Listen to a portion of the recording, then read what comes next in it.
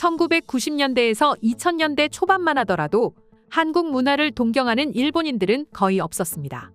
오히려 한국의 패션이나 문화가 일본의 흐름을 따라가고 있었죠. 일본인들이 입는 패션이나 여러 가지들이 한국에서는 항상 유행했었던 게 사실입니다.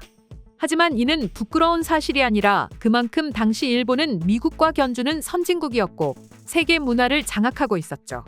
하지만 2023년 지금 두 나라의 문화 흐름은 완전히 반대로 바뀌었습니다.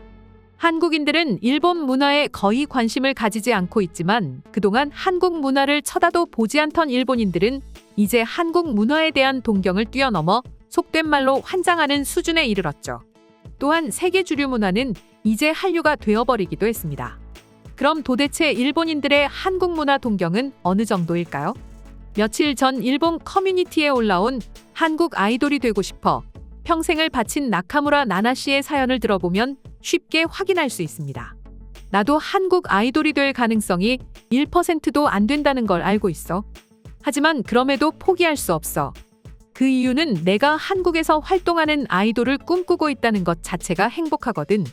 일본에서는 한국 아이돌이 되는 게 꿈인 학생들이 계속해서 늘어나고 있어. 하지만 지극히 좁은 관문을 통과해야 해. 나는 어릴 적부터 K-팝 오디션에 150회 넘게 응모했지만 단 한 번도 1차를 통과하지 못했어. 그러다 보니 이제 대학을 졸업한 사회초년생이 됐지만 그럼에도 불구하고 나는 아직 포기하지 못하고 있어. 이미 늦은 건 잘 알고 있지만 그래도 한 번만이라도 한국 아이돌 오디션에 1차라도 붙었으면 좋겠고 그 꿈을 이룰 때까지 계속해서 도전할 생각이야. 그래서 난 1년째 KPDS에 다니고 있어. 지금까지는 독학으로 연습해왔지만 한국 아이돌 진출을 위한 학원들이 일본에 많이 생겨나면서 퇴근 후에는 이곳에서 열심히 연습 중이야. 솔직히 나도 대학을 졸업하고 취업까지 했을 때는 이제는 그만하자고 생각했어. 그런데 BTS의 도쿄돔 공연을 보자마자 나는 다시 한국이라는 나라에 대한 열망을 멈출 수가 없었지. 사실 나뿐만 아니라 요즘 많은 일본인들이 직종을 떠나서 한국으로 많이 건너가고 있어. 그만큼 한국에 진출하는 게 예전보다 확실하게 어려워졌어. 그래서 나는 적어도 1차만이라도 붙는 걸 목표로 바꾼 거야. 이 글을 쓰면서도 세계 무대를 휩쓸고 있는 아이돌이 되는 건 그것도 한국인도 아닌 일본인인 내가 되는 건 1%도 안 된다는 걸 잘 알고 있어. 하지만 모두가 꿈은 꿀 수 있잖아. 한국이라는 나라 덕분에 내 10대가 즐거웠고 지금도 K-팝을 즐기며 하루를 보낼 수 있다는 게 너무 행복하고 꿈을 가지고 이렇게 좋아하는 걸 땀 흘리며 할 수 있다는 사실에 너무 감사해. 이 글을 보고 있는 K-팝 아이돌 지망생들 모두 희망을 가지고 노력하길 바라며 글을 마무리할게. 여기까지가 K-팝 아이돌을 꿈꾸는 나카무라 나나 씨의 사연이었습니다. 참 아이러니하게도 과거에는 많은 한국인들이 일본을 동경하여 돈을 벌러 넘어갔습니다. 사실 한때 일본의 경우에는 미국 다음으로 세계에서 가장 잘 사는 나라였고 문화적으로도 세계에서 인정을 받는 나라였습니다. 오죽하면 도쿄 땅을 팔면 미국 전체의 땅을 살 수 있다는 말까지 나왔겠습니다. 물론 이 모든 것들이 거품이었지만 당시 몇 년 동안은 한국뿐만 아니라 전 세계에서 일본의 수도인 도쿄에서 사는 것을 꿈꿀 때가 있었습니다. 그 중에서도 특히 일본인들은 그렇게 자신들의 나라로 넘어오는 한국인들에게 한국인들의 냄비근성은 역시 어디 가지 않는구나. 돈을 벌기 위해서라면, 먹고 살기 위해서라면 무슨 짓이라도 하는 하등한 민족이라면서 맹비난을 퍼부었습니다. 그런데 이제는 어떤가요? 상황이 완전히 반대가 되었습니다. 이제 더 이상 일본의 10대들은 일본에서의 생활에 만족하지 못하고 있습니다. 그도 그럴 것이 현대사회는 엄청나게 빠르게 발전하고 있으며 영화, 드라마, 음악 같은 문화적 콘텐츠는 자신들의 나라에서만이 아니라 전 세계로 뻗어나가고 있습니다. 하지만 일본은 여전히 내수만을 고집하고 있죠. 이에 일본인들은 더 이상 일본에서 자신의 꿈을 이룰 수 없다고 생각하면서 자신의 꿈을 찾아 한국으로 넘어오고 있는 상황입니다. 특히 나카무라 나나 씨처럼 말이죠. 더구나 현재 트와이스 사나, 모모, 미나와 르세라핌의 사쿠라, 카즈아의 성공은 나카무라 나나 씨와 또 일본의 많은 10대들이 꾸는 꿈이 허상을 쫓는 것이 아닌 현실이 될 수 있다는 것을 잘 보여주고 있습니다.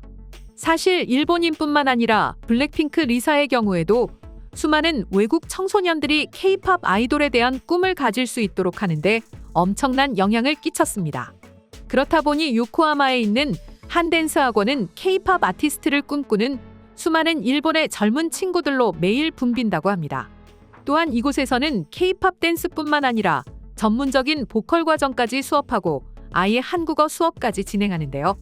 실제로 K-팝이 일본 내에서 인기가 많아지면서 최근 4년 사이에 이곳의 학생 수는 무려 4배가 되어서 168명이 다니고 있다고 합니다. 한국 기획사 오디션에 합격하는 것 하나만을 목표로 말이죠. 그리고 이들이 이곳에 다니면서 한국 기획사에 들어가고 싶어하는 이유는 단 하나라고 합니다. K-팝 아이돌은 춤도 잘 추고 노래 실력도 대단하다.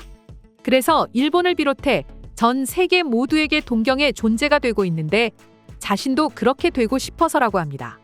참 이제는 일본을 비롯해 다른 나라에서 미국의 할리우드와 미국의 팝 시장이 아닌 한국의 K-팝이 꿈이라니 괜스레 뿌듯해지는데요. 그럼 지금부터 나카무라 나나 씨의 글과 또 이런 일본의 흐름을 본 일본 네티즌들은 어떤 생각을 가지고 있을지 지금부터 살펴보겠습니다. 솔직하게 말하자면 왜 한국 아이돌이 되고 싶어 하는지 이해가 안 된다. 일본의 아이돌이 한국 아이돌에 비해서 훨씬 더 큰 인기이지 않은가? 일본은 내수 시장만 1억 명이 넘는다. 그에 반해 한국은 고작 몇 천만 명이고 그마저도 경쟁에서 나눠 먹긴데 왜 한국에서 데뷔하고 싶어 하는지 이해가 안 된다. 열심히 할 수 있다면 뭐든지 좋다고 생각합니다. 춤은 운동도 되고 체형이나 패션도 신경을 쓰게 될 테니 생기 있는 모습을 항상 보여주기 때문에 좋다고 생각합니다.